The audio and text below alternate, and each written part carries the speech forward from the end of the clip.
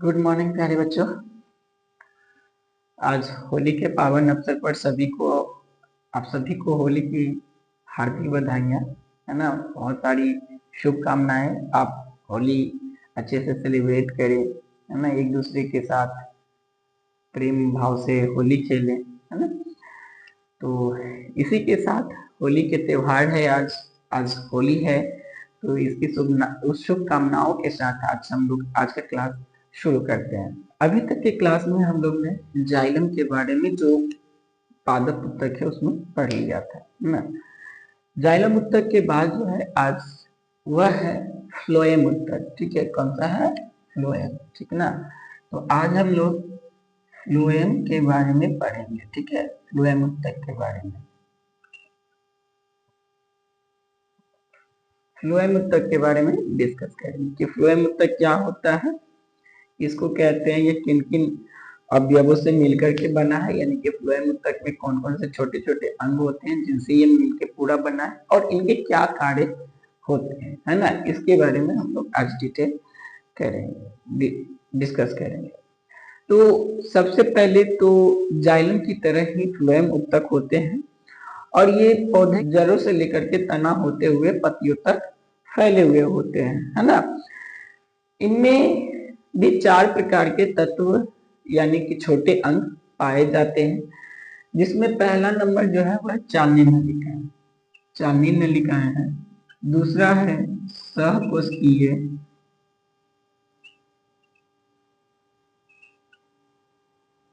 तीसरा फ्लोएम या इसी को बास्ट बोलते हैं, ठीक है ना, बास्ट। तो बास्ट तंतु, और चौथा जो है आपका फ्लोएम मेरुदूतक, है ना, मेरुदूतक। तो आपके इसके कितने 4 अंग होते हैं, कौन कौन से हैं? पहला चालनी नलिका है, दूसरा सहकोशिकीय, तीसरा आपका फ्लोएम या बास्ट तंतु। बास्ट इसी को कहते हैं जैसे कि हम लोग जाइलम को दारू बोलते थे, है ना, जाइलम को दारू भी कहा जाता है, तो यहाँ फ्लोएम को वास्ट कहा जाता है, ठीक है। तो आपका वास्ट तंतु हो गया, और लास्ट नंबर जो है वो है आपका फ्लोएम मेरुदूतक के बारे में। वहां पे जाइलम मेरुदूतक के बारे में पढ़ना था, और यहाँ पे क्या है, फ्लोएम मेरुदूतक के बारे में पढ़ना है। तो सबसे पहले हम लोग डिस्कस करते हैं कि चालनी नलिकाएं क्या है ना। पहला नंबर से शुरू करते हैं, ठीक है। चालनी नलिकाएं,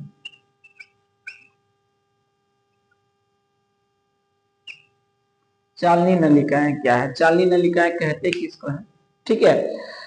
तो जो चालनी नलिकाएं होती हैं, यह एक लंबी बेलनाकार नलिका होती है। इसकी जो कोशिकाएं होती हैं एक दूसरे के ऊपर में बिल्कुल सटी हुई होती है, सहकोशिकीय होती हैं। चालनी नलिकाएं की जो कोशिका होती है वो छिद्रित होती है। कैसी होती है? छिद्रित होती है, यानी कि इसकी भित्ति जो होती है ना, चारों ओर से छिद्रित होती है, यानी कि इसमें बहुत सारे छिद्र होते हैं, ठीक है। यह एक दूसरे के ऊपर, मैंने पहले बोला, सटी होती है, या फिर यूं कह सकते हैं कि परत दर परत, है ना, परत दर परत पाई जाती है। कैसी पाई जाती है? तो परत दर परत पाई जाती है, ठीक है। जो दो कोशिका, इसमें जो दो कोशिका आपस में जहां पे परत दर परत होती है, वहां पे दो कोशिका क्या जो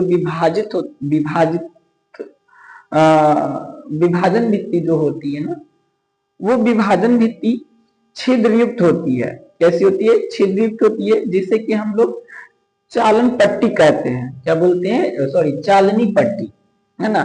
यानी कि दो कोशिका आपस में जहां परत दर परत है वहां पे छिद्र पाया जाता है, उस छिद्र वाले जगह को चालनी पट्टी, उसको हम लोग चालनी पट्टी कहते हैं, क्योंकि वैसे ही पूरा एक क्या बोलते हैं कि स्ट्रक्चर का निर्माण होता है, ठीक है ना। इसलिए जो चालनी नलिका होती है, यह वयस्क अवस्था में इसमें केंद्रक जो होते हैं ना अनुपस्थित रहते हैं, यानी कि इसमें केंद्रक नहीं पाए जाते। जब ये बड़े होते हैं, वयस्क हो जाते हैं, ठीक है, पूरी तरह से डेवलप हो जाते हैं, मेच्योर हो जाते हैं, उस कंडीशन में इसमें केंद्रक नहीं होता है, ठीक है ना।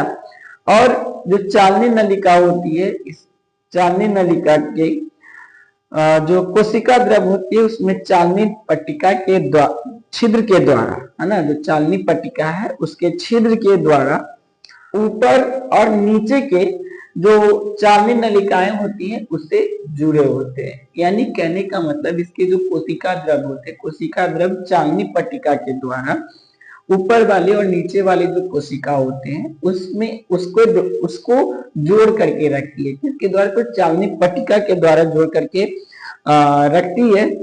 और चालनी जो नलिका होती है वो संवहनीय नलिका होती है, अर्थात इसमें आपको भोजन का प्रवाह होता है ना, ये हर तरफ होता है। तो कैसी होती है, सबसे पहले तो ये लंबी बेलनाकार होगी, है ना, लंबी और बेलनाकार होती है।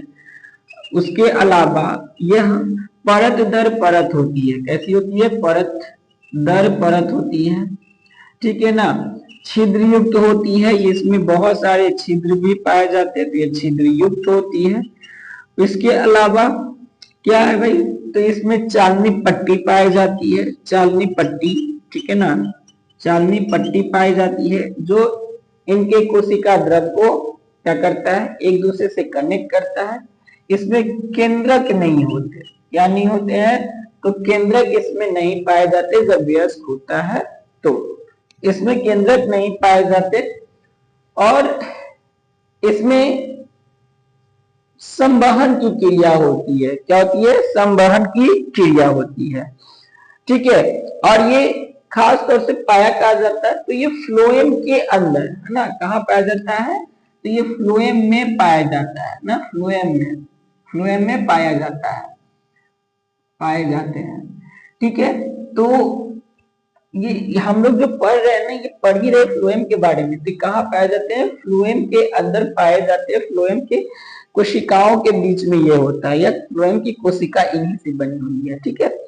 नेक्स्ट इसके कार्य है, तो इसका कार्य क्या है कि इस नलिका के द्वारा भोजन की पत्तियों में जो भोजन तैयार, सॉरी, पौधे की पत्तियों में जो भोजन तैयार होता है उस भोजन को, ठीक है, संचयी अंग और संचयी जो मतलब अंग होता है जहां संचित होता है वहां से लेकर के अगला जो संचयी अंग होता है वहां तक पहुंचाने के कार्य करते हैं।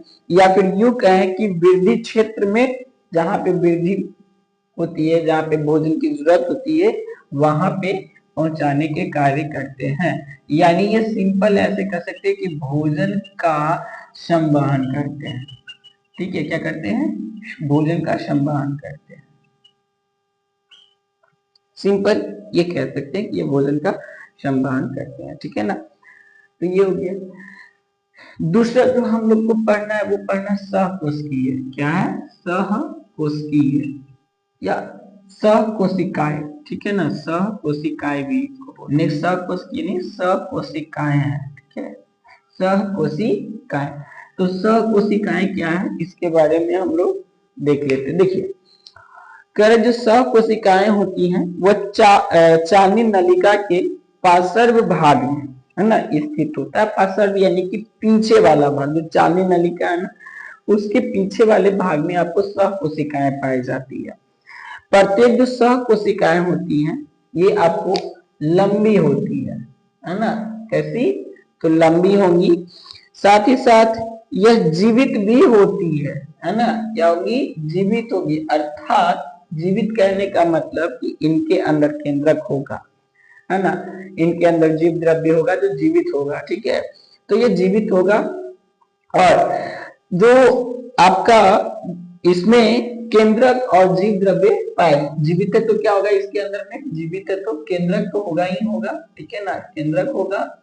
और साथ ही साथ इसमें क्या होंगे, जीव द्रव्य होंगे, है ना, जीव द्रव्य। अब जीव द्रव्य में बहुत सारे कोशिकांग होते, तो हो सकता है वो कोशिकांग भी इनके अंदर में पाए जाए, है ना, तो जीव द्रव्य होते हैं। हाँ, और ये जो है आपको खास तौर से जो एंजियोस्पर्म जो पौधे होते हैं, ठीक है ना, कौन सा, एंजियोस्पर्म, ठीक है, एंजियोस्पर्म पौधे के जो फ्लोएम होते हैं, ठीक है, उनमें पाए जाते हैं। इसमें तो एंजियोस्पर्म के जो फ्लोएम होते हैं ना उनमें ये सहकोशिकाएं पाई जाती है। इसके कार्य क्या है, सहकोशिकाएं के जो कार्य हैं वह यह है कि ये चालनी नलिका में जो भोज्य पदार्थ का संवहन होता है उसमें ये मदद करता है ना। क्या करता है ये? तो चालनी नलिका में जो भोजन संवहन होता है उसमें मदद करता है, यानी भोजन के संवहन में मदद।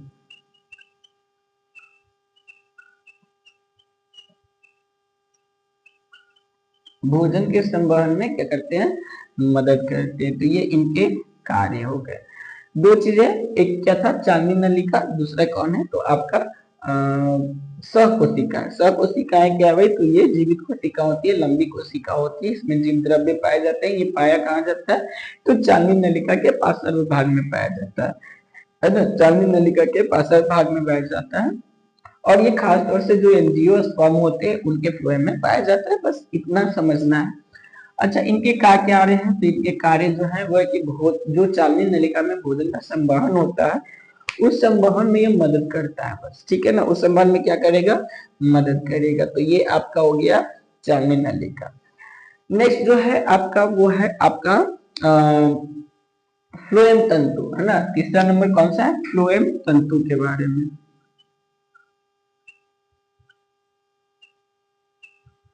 फ्लोएम तंतु, ठीक है ना। फ्लोएम तंतु, जैसे हम लोग जाइलम तंतु पढ़े थे, जाइलम वाले में यहाँ पे क्या पढ़ना है? फ्लोएम तंतु पढ़ना है। ठीक है, तो फ्लोएम तंतु किसको कहते हैं? देखिए, जो फ्लोएम तंतु होती है लंबी दृढ़ और स्क्लेरेनकाइमेटस कोशिकाओं के बने होते हैं। तो ये क्या होती है? लंबी होती है ये भी, साथ ही साथ दृढ़। दृढ़ मतलब मजबूत, और ये स्क्लेरेनकाइमेटस, ठीक है ना, काइमेटस कोशिका की बनी होती है। ठीक है, स्क्लेरेनकाइमेटस कोशिका की बनी होती है। ठीक है, यानी कि इसकी जो कोशिकाएं होती है वो क्या होती है? स्क्लेरेनकाइमेटस कोशिका होती है। ये जो होते आपको कुछ एंजियोस्पर्म जो पौधे होते हैं या पेड़ होते हैं उनके चालनी नलिका से संबंधित होते हैं, यानी जुड़े होते हैं। कहाँ होते हैं? तो जो एंजियोस्पर्म पौधे होते हैं उसकी चालनी नलिका से, किसे? चालनी नलिका से संबंधित होते हैं। ठीक है ना, चालनी नलिका से क्या होते हैं? संबंध होते हैं, यानी उससे जुड़े हुए हो सकते हैं। उससे क्या होते हैं? जुड़े हुए हो सकते हैं, है ना। तो आपको ये हर प्रकार के पौधे में नहीं पाया जाता। कहाँ पाया जाता है? तो जो एंजियोस्पर्म होते हैं उनके चालनी नलिका से संबंधित होते हैं।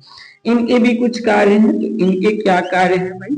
इनके कार्य हैं कि यह जो होता है आपको फ्लोएम ऊतक को यांत्रिक सहारा क्या देता है? ये यांत्रिक सहारा किसको देगा? तो फ्लोएम को देगा ये, है ना। यांत्रिक सहारा देता है, सहारा देता है। ठीक है ना, क्या देगा? यांत्रिक सहारा देगा। ठीक है, किसको देगा? तो आपको फ्लोएम ऊतक को यांत्रिक सहारा प्रदान करता है। ठीक है, ये इनके कार्य हो गए। ठीक है ना, कहाँ पे देगा? तो ये फ्लोएम ऊतक, ठीक है ना। किसको? यहाँ पे लिख देते हैं बगल में फ्लोएम को। ठीक है, फ्लोएम ऊतक को। ठीक, तो ये हो गया तीसरा नंबर। लास्ट है आपका चौथा नंबर कौन सा है? फ्लोएम मृदुतक के बारे में, है ना। चौथा क्या है? फ्लोएम मृदुतक। फ्लोएम मृदुतक, है ना। देखिए, कह रहे कि ये जो होता है जीवित लंबी और केंद्रक युक्त कोशिका होती है। कैसी होती है? जीवित होती है, केंद्रक युक्त होती है। ठीक है ना, केंद्रक युक्त होती है और केंद्रक युक्त होती है। केंद्रक इसमें पाई जाती है। साथ ही साथ ये लंबी कोशिका होती है ना। लंबी कोशिका होती है, लंबी कोशिका होती है। और ये जो होता है, जो सहकोशिका है, ठीक है ना, जो सहकोशिकाएं होती हैं उसके निकट में पाई जाती है। सहकोशिका के कहा? निकट में पाई जाती है। ठीक है ना, सहकोशिका के निकट में पाई जाती है। बस इतना ही। क्या भाई? ये जीवित है, लंबी कोशिका है, केंद्रक युक्त कोशिका है। पाया कहाँ जाता है? तो ये सहकोशिका के निकट में पाया जाता है। बस इनके क्या कार्य हैं? ठीक है ना, इनके क्या कार्य हैं? तो कार्य इनके हैं कि ये जो होता है इनमें भोजन का संचित रहता है इसमें, है ना। भोजन क्या होता है, भोजन इसमें संचित होता है, जाकर के भोजन संचित होता है, संचित रहता है, ठीक है ना। यानी जो पेड़ पौधे अपना भोजन तैयार करते हैं वो कहाँ जाके इकट्ठा होता है, इन्हीं में इकट्ठा होता है, ठीक है। और ये भोज्य पदार्थों का संवहन में भी सहायता करता है। इसके अलावा क्या करता है, ये जो भोज्य पदार्थ है, जो भोजन पक चुका है, उस भोज्य पदार्थ को संवहन में मदद करेगा। क्या करेगा, मदद, किसका, फ्लोएम का, मदद करता है, ठीक है ना, मदद करता है। ये हो गया आपका फ्लोएम, जो मृदुतक होते हैं उसके बारे में। तो फ्लोएम मृदुतक क्या भाई, सबसे पहले जो आपका जीवित कोशिका होती है, लंबी होती है, केंद्रयुक्त होती है, कोशिका सह कोशिका के निकट में पाई जाती है। कार्य इसके हैं कि ये भोजन को संचित करके रखेगा, और दूसरा जब भोज्य पदार्थ का संबंध होगा तो उसमें हेल्प करेगा, मदद करेगा, है ना। ये हो गया। अब इन चारों को मिलाकर के ही क्या कहते हैं हम लोग, जो आपका चालनी नलिका है, सह कोशिकाएं हैं, जो आपका फ्लोएम तंतु है और फ्लोएम मृदुतक है, इन्हीं चारों को सम्मिलित रूप में हम लोग फ्लोएम कहते हैं। क्या कहते हैं, चारों को सम्मिलित रूप में फ्लोएम कहते हैं। तो फ्लोएम का कुछ काम होगा, ठीक है। तो फ्लोएम जो होता है, ठीक है, इसके अब किसके बारे में बता रहे, लास्ट बता दे रहे फ्लोएम के बारे में, है ना। लास्ट किसके बारे में, फ्लोएम है, ठीक है। यानी कि इन चारों का जो इसका सम्मिलित रूप है ना, इन्हीं चारों से मिलके क्या बना है, फ्लोएम बना है। तो फ्लोएम जो होता है आपको, यह पत्तियों, ठीक है ना, पत्तियों के द्वारा जो तैयार भोज्य पदार्थ होते हैं पौधे के विभिन्न भागों में, है ना, पत्तियों के द्वारा, ठीक है ना, पत्तियों के द्वारा जो भोज्य पदार्थ बनाए गए हैं, ठीक है, क्या बनाया गया है, भोज्य पदार्थ बनाए गए हैं, उनको क्या करेगा कि पौधे के विभिन्न भागों में, है ना, पौधे के क्या करेगा, पौधों के विभिन्न भागों में, ठीक है ना, विभिन्न भागों में क्या करेगा, संवहन करेगा, ठीक है। भागों में क्या करेगा, तो संवहन, ठीक है, संवहन, ठीक है ना, संवहन करेगा। और साथ ही साथ ये क्या करेगा, पहुंचाएगा, मतलब संवहन करेगा। और यह एक प्रकार का उत्तक है जो कि पौधे को यांत्रिक शक्ति देता है। क्या करता है, यह एक उत्तक है ना, तो यह पौधे को क्या करेगा, पौधे को यांत्रिक शक्ति देगा, खड़ा होने में, ठीक है, यांत्रिक शक्ति प्रदान करता है, करता है। तो ये इसके मुख्य कार्य होंगे, किसके, फ्लोएम के मुख्य कार्य होंगे, है ना। चार तत्वों से मिलकर फ्लोएम बनना है। तो फ्लोएम क्या है, पूरा सार है कि पत्तियों के द्वारा जो भोज्य पदार्थ तैयार किए जाते हैं उसको विभिन्न भागों में पहुंचाने का काम करेगा, संवहन करने का काम करेगा। और चूंकि ये एक खुद ही उत्तक है तो ये पौधे को यांत्रिक सहारा भी प्रदान करेगा, है ना, यांत्रिक सहारा प्रदान करेगा, यांत्रिक संचय प्रदान करेगा, ठीक है ना, संचयन भी होगा, ठीक है। यहाँ पे लिख सकते हैं शक्ति, सहारा, सहारा या संचयन, ठीक है। ये इतना चीज आपको प्रदान करके देगा। तो इस प्रकार से आपका फ्लोएम उत्तक था, ये आपका फ्लोएम था जो कि खत्म हो चुका है। नेक्स्ट में हम लोग जो वीडियो आएगा, तो नेक्स्ट में मैं आपको जंतु उत्तक बढ़ाऊंगा, है ना, क्योंकि ये आपका पादप उत्तक का अंतिम टॉपिक था, ठीक है। पादप उत्तक का क्या था, अंतिम टॉपिक था। नेक्स्ट में हम लोग जंतु उत्तक के बारे में डिस्कस करेंगे, ठीक है। तो वेट कीजिए नेक्स्ट वीडियो का। तब तक इस वीडियो को ज्यादा से ज्यादा लोगों के पास शेयर कीजिए। जो सब्सक्राइब नहीं कर रखे हैं वो सब्सक्राइब कर दें हमारे चैनल को, और बेल आइकन को ऑल पे सेट करके रखें, ताकि मैं जब भी आपके पास वीडियो लाता रहूं तो आपको पहले आपके स्क्रीन पे नोटिफिकेशन के द्वारा दिख जाए, है ना, और आपको हेल्प मिले बहुत सारे तैयारियों में।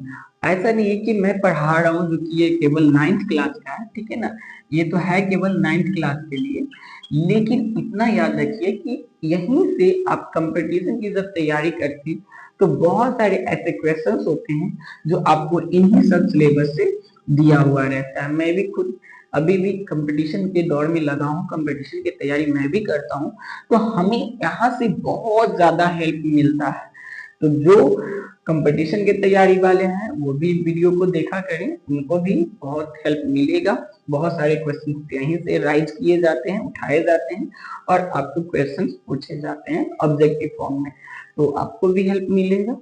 तो सभी के साथ शेयर करें, लाइक कर दे, कमेंट कर दे, कुछ नहीं समझ में आया हो, कुछ त्रुटि रह गई हो उसको भी बताएं, ताकि मैं उसको और भी ज्यादा डेवलप कर सकूं।